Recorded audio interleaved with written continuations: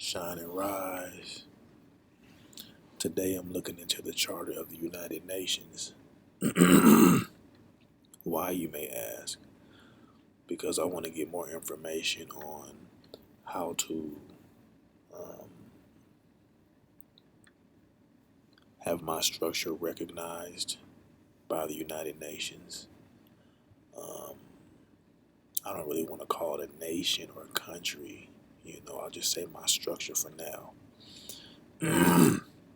Because once it's recognized by the United Nations, it makes a lot of things easier. It also makes, things such as getting passports and shit easier. Just being recognized so that, the world knows who you are as you move around and they feel comfortable with who you are because it's not like you're foreign. They don't know who you are. They know who you are. So it makes a lot of things easier, when things are in the open like that. So that's my purpose. And what I learned, first of all, is that they want a declaration.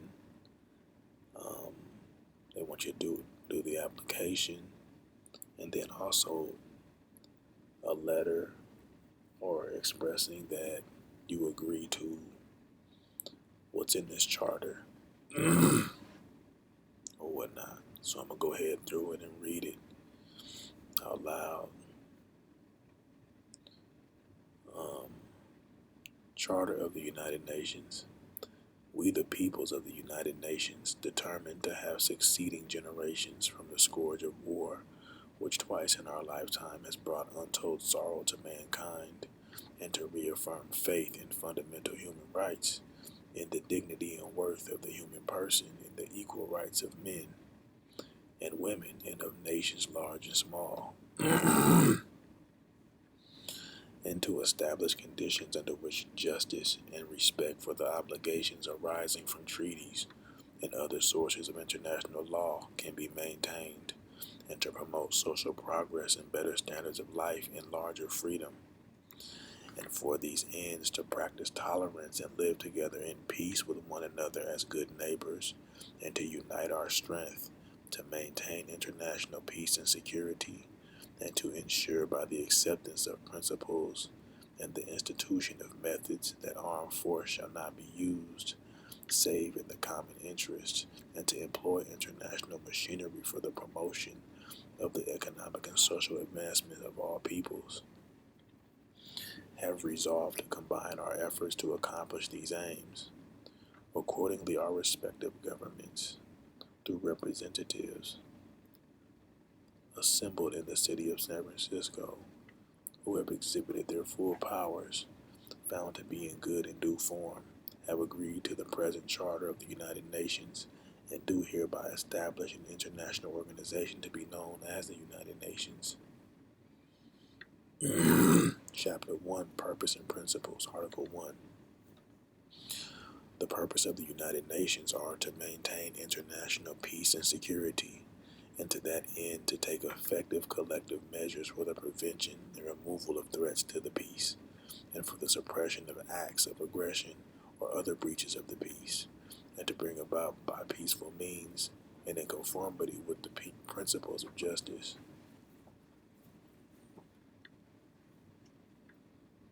Excuse me. And international law, adjustment or settlement of international disputes or situations which might lead to a breach of the peace, to develop friendly relations among nations based on respect for the principle of equal rights and self-determination of peoples, and to take other appropriate measures to strengthen universal peace. Did you guys catch that word? Self-determination. When I see self-determination, that means I get to determine by myself who I am and what I am. I get to call myself whatever I want to call myself.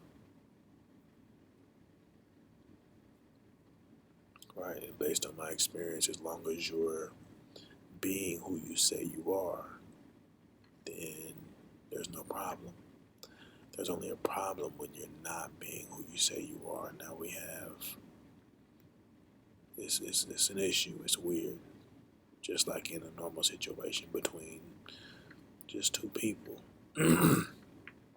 So, to achieve international cooperation in solving international problems of an economic, social, cultural, or humanitarian character, and in promoting and encouraging respect for human rights and for fundamental freedoms for all without distinction as to race, sex, language, or religion, and for it to be a center for harmonizing the actions of nations in the attainment of these common ends. Article 2. The organization and its members in pursuit of the purposes stated in Article 1 shall act in accordance with the following principles. The organization is based on the principle of the sovereign equality of all of its members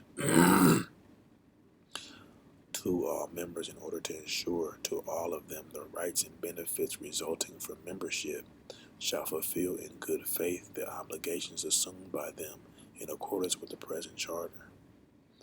All members shall settle their international disputes by peaceful means in such a manner that international peace and security and justice are not endangered. 4. All members shall refrain in their international relations from the threat or use of force against the territorial integrity or political independence of any state, or in any other manner inconsistent with the purposes of the United Nations. 5. All members shall give the United Nations every assistance in any action it takes in accordance with the present charter, and shall refrain from giving assistance to any state against which the United Nations has taken preventative or enforcement action. 6. The organization shall ensure that states which are not members of the United Nations act in accordance with these principles so far as may be necessary for the maintenance of international peace and security. This will be my last one to read today. 7. Nothing contained in the present charter shall authorize the United Nations to intervene in matters which are essentially within the domestic jurisdiction of any state, or shall require the members to submit such matters to settlement under the present charter. But this principle shall not prejudice the application of enforcement measures under Chapter 7. Or is that? Should be 7, yeah. Alright, so that's all I'm reading for right now. Come back to it. Thanks for listening. Peace.